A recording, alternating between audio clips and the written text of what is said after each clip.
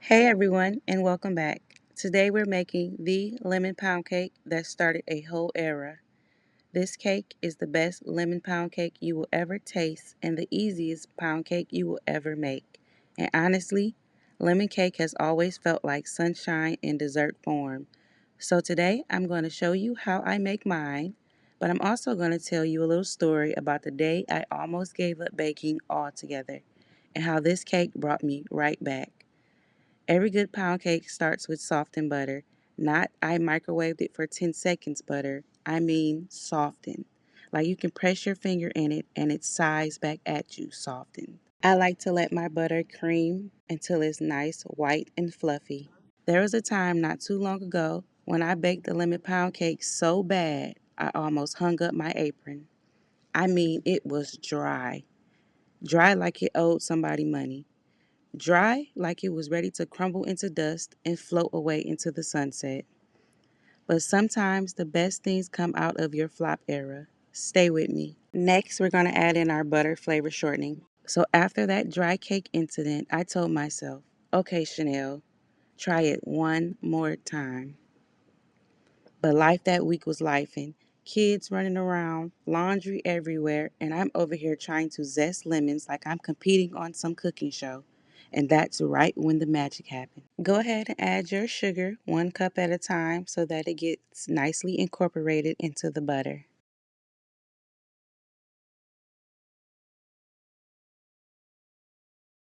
Please use a different container to crack your eggs in. The last thing you want is shells in this thick pound cake mixture. Make it a habit to always scrape your bowl down. Even if you have a stand mixer, it's always some ingredients collecting at the bottom. Now I'm adding the eggs one at a time. And yes, one at a time. Don't rush the relationship.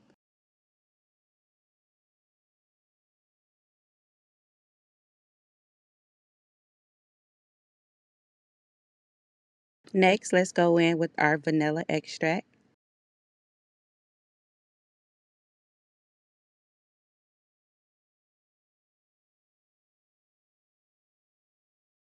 Following that up with our lemon extract.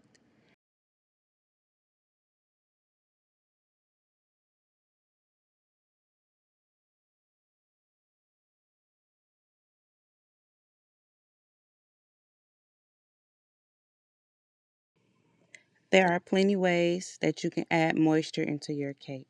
One of my favorite ways to double down on that lemon flavor would be to add lemon yogurt because she brings moisture, okay? She's the friend that always shows up and on time. And this brand is my favorite brand to use.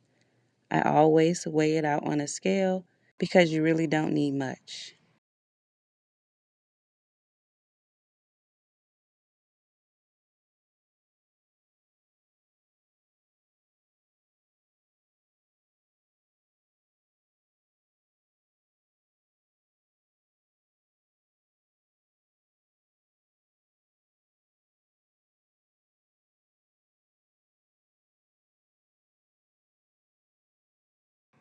My go to will always be buttermilk over any milk.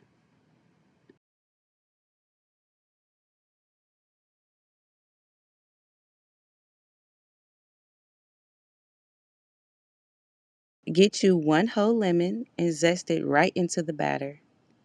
This is where the flavor lives. It's the least office for all the lemon magic. And let me tell you, when I first zested this lemon, my whole kitchen smelled like somebody opened a window and let springtime walk in. I remember thinking, okay, wait, this might be the cake that redeems me. After you're done zesting your lemon, go ahead and cut it open so you can juice it and get those real natural flavors. No store-bought lemon juice over here.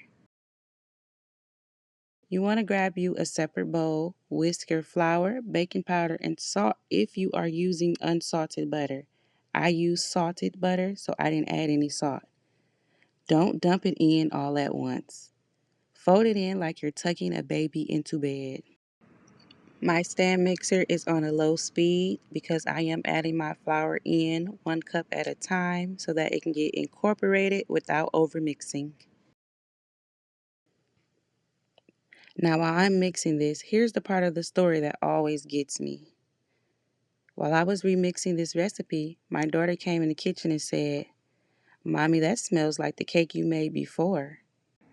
And I was instantly triggered because if you remember, my last lemon pound cake was very dry. And listen, life be lifing, but kids, they will humble you and inspire you in the same sentence. So I kept going. Now grab your loaf or your bundt pan. I'm using a bundt because she's fancy like that. Grease her well. Spray her down well, not lightly, not halfway, like go crazy. Give her the spa treatment. You want this cake to come out, because if it sticks, your whole day is ruined. Trust me. And the batter came together smoother than my edges on a good hair day. And it's safe to say that I was confident about how this cake was going to come out this time. Make sure you shake your bundt cake up real good to release any air bubbles. This is the point where I always whisper, "Don't you embarrass me in that oven." Into the oven it goes at 325 degrees for about 60 to 70 minutes. And then your cake should come out just like this. This glaze is simple: powdered sugar, lemon juice, and a little milk. Stir it until it's smooth and glossy, like skincare goes. And when you drizzle it on a warm cake, baby, this is the moment where everyone suddenly remembers your number. Here's how the story ends. I waited for the cake like I was waiting on a package out for delivery.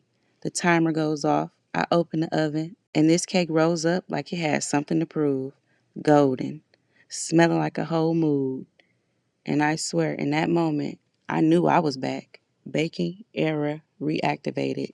Now, these cakes were baked up for orders, but if I had the opportunity to slice into this cake, she would give texture, moist, tender, a bright lemon running through every bite. This is the cake that reminded me why I bake in the first place. Because even when life feels dry, messy, or downright chaotic, there's always that one recipe that brings you back home. If you love this lemon pound cake story, make sure you subscribe, like, or leave a comment telling me your favorite baking memory. And if you're in the Metro Detroit area, you can even pre-order one of these cakes for yourself. Thanks for hanging out with me in the kitchen today. Until next time, keep your butter soft, your glaze glossy, and your cakes never dry.